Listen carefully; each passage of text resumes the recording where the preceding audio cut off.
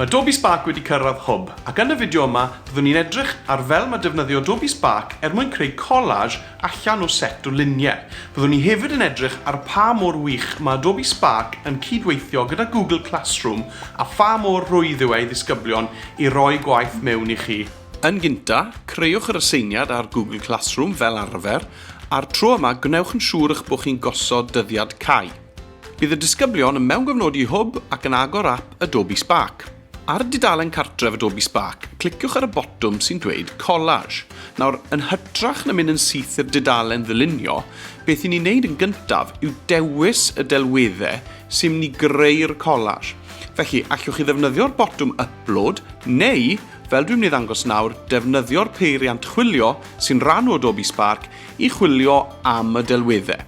Dwi'n teipio'r meini prawf chwilio ac yna yn gallu sgrolio trwy'r canlyniadau.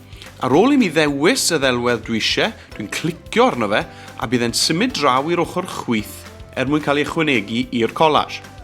Yna i fi mynd i ailadrodd y broses yma, tafaint o weithiau sy'n eisiau, tan bod yr holl luniau sydd angen ar gyfer y collage draw ar yr ochr chwith yna. Gallwch chi waredu ar unrhyw ddelweddau wrth hofro drostyn nhw a chlicio ar y bin. Unwaith i chi wedi gorffen casglu'r delweddau, clicwch ar y botwm Next. Nesaf, mae angen i chi ddewis maint y dudalen. Ar gyfer yr enghraifft yma, dwi'n mynd i ddewis maint papur arferol A4.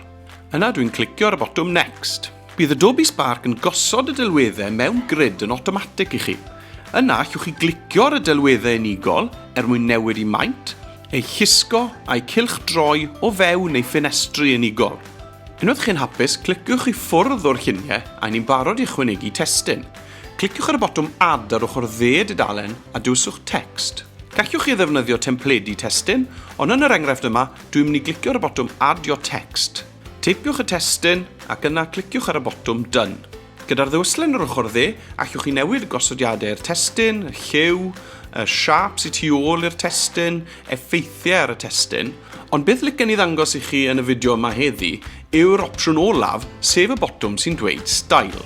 Mae troichi'r smotyn ar y cylch yma yn dewis ar ddulliau testun gwahanol yn hollol ar hap, a gallwch chi droi hwn rownd nes bod chi yn dod ar draws arddull testun i chi'n hoffi. Falla'ch bod chi wedi sylwi bod ni heb newid lliw unrhyw beth eto. Nawr, bod modd newid lliwiau pethau yn unigol, i ni'n mynd i osod cynllun lliwiau ar gyfer y prosiect cyfan. Cliciwch i ffwrdd o'r testun ac yna ar yr ochr dde fe welwch chi ddewyslen y prosiect.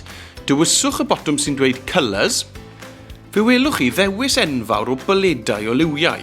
Nawr wrth glicio ar un o'r paledau, mae'n newid cynllun lliwiau'r prosiect cyfan gan gynnwys y grid a'r ffont a'r cefndir i'r ffont os oes un gyda chi.